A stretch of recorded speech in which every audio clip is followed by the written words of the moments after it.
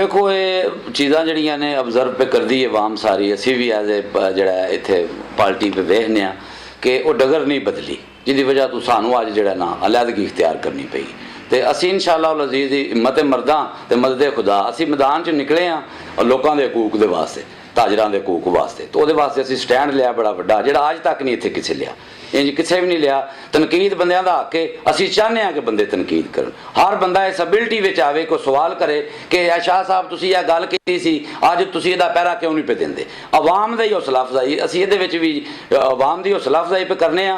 वो जिहड़ी तुसां सवाल कीता ये तक उसे रूटीन नाल, बल्कि असी साबका सदर जिहड़ा उहदा कोई तरीकावार दा तौर सी, ते जिहड़ा मौजूदा सदर है ये कोई तसब दा भी शिकार है, जात पात दा भी। ये समझते हैं कि अरश जिहड़ा वो अल्लाह दा है ते फर्श साडा है, ये शुक्र है अरश तक जा नहीं सकते, आंदे अरश भी साडा है। इस किस्म के रवैये इन्हां कोल है ने, ते ये चीज़ां नूं बदल नहीं सकते, ना इन्हां च एबिलिटी असी वेखी है। इस वजह तो असी लैदा हो गया इन्हां नूं। अच्छा शाह जी, अगर रूटीन जिहड़ा मार्केट दे विच टैफ लगी गई है, अध विशकार तक लगी, क्या तुसी अपना मंशूर उस तरह जारी रखोगे कि अपने जो तरक्याती काम नाल करवा दे ताजरां दे जिहड़े रह गए पिछे टैफ जिहड़ी है उथों लोहरिया चौंक तो लोहरिया दी शाप तो लैके ते रिजवान जनरल स्टोर तक रहिंदी है, क्या ये भी लगे दी?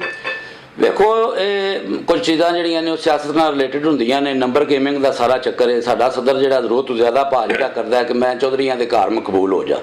ये तो चौधरियां नूं एज जिहड़ा इस हल्के दे MP MN उन्हां दी हैसियत नाल सोचना चाहिए कि मसावी जिहड़ा वो मूंगवाल दे कम्मां नूं तरजीह देण, ते टफ टैल ते सारे बाजार विच लगनी चाहिए। जिहड़ी पुली वो तुहाडे सामने एक बारी बन के दोबारा ढह गई, उत्ते लोकां नूं मुश्किलात दे शिकार होए ने लोग। फिर इन्हां पाइप जे लाने सन पानी की निकासी वास्ते, भी इन्हां नहीं लाए।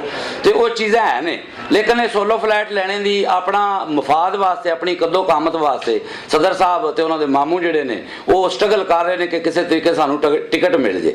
लेकिन असी इस तरह अलहमदुलिल्लाह सब कुछ जानदे होया असी कुछ भी हो जाए आपोजिशन नूं लाइक करांदे, असी इस इकतदार नूं चाहते ही नहीं कि जिहदे विच सानू आवाम जिहड़ी उहदे सामने असी जवाब दे होईए। असी चाहते हैं कि आवाम नूं हर कीमत ते सहूलत मिले, चाहे सानू अपनियां कुर्बानियां उहदे विच देणियां पैण। मेरे किराए डबल किए गए ने, दुकानदारों को दुकानां खाली करन दी धमकियां दित्तियां गईयां ने, तुहाडी कमेटी इस ते की एक्शन देगी? देखो साडी इख्तलाफ दी एक बड़ी वड्डी वजह जिहड़ी है ना वो ही सी कि सानू पता चलिया और सदर साहब ने उहदे ते कोई नोटिस ही नहीं लिया कि किराए वध रहे ने ते कोई मैं ते नोटिस लवां। उन्हां नूं कहा गया लेकिन उह ते कोई उन्होंने पेशरफ नहीं की। असी इंशाअल्लाह कोशिश करांगे कि कानूनी तहफ़्फ़ुज़ जिहड़ा ना उन्हां ताजरां नूं दईए। असी एक लीगल एडवाइजर जिहड़ा है या जिहड़े वकाला ने उन्हां नाल जल्द असी एक मीटिंग तय कीती है, उन्हां नाल मशावरत करनी है कि असी ताजरां नूं जिन्हां नाल इस तरह की ज्यादती हुंदी है उस तरह किस तरह तहफ़्फ़ुज़ फराहम कर सकने आ। उहदे वास्ते सानू उन्हां नूं नाल जिहड़े भी जिस हद तक भी जाना पिया इंशाअल्लाह असी साडी कमेटी जिहड़ी है ना वो जरूर जाएगी।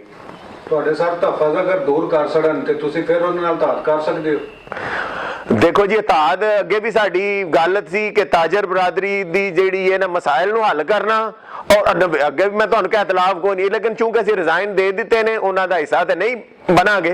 लेकिन जेड़ा भी कोई भी अच्छा काम करे चाहे नवीद साहब होन या कोई भी होर होवे असीं उहनूं सपोर्ट करांगे, क्योंकि साडा मकसद और साडा मंशूर जेड़ा ना वो ही है कि ताजर बरादरी दे मसाइल हल होण इस फोरम ते।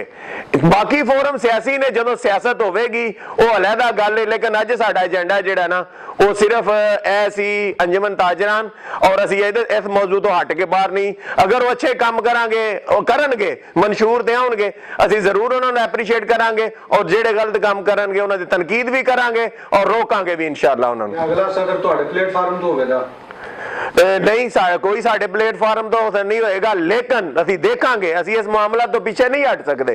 लेकिन जिसले कोई आउणगे बंदे अगर असीं समझांगे कि वो बंदा मंशूर जिहड़ा क्रेडिबिलिटी दे लिहाज नाल बेहतर है और मंगोवाल दे ताजरां दे मसाइल हल करन वास्ते ओहदा जिहड़ा विजन है वो अच्छा है तो असीं सपोर्ट जरूर करांगे, लेकिन असीं अपनी तरफों कोई बंदा जिहड़ा ना वो नहीं खड़ा करांगे। अच्छा सर, मुस्तकबिल दे विच जी शहरां नूं शख्सियात जिहड़ियां इत्थे मौजूद ने ਉਹ सियासत दे विच आ सकदियां ने या सियासी प्लेटफार्म तो अपनी जद्दोजहद जिहड़ी है ताजरां वास्ते या बंदियां वास्ते ਉਹਦਾ आगाज करने जा रही है?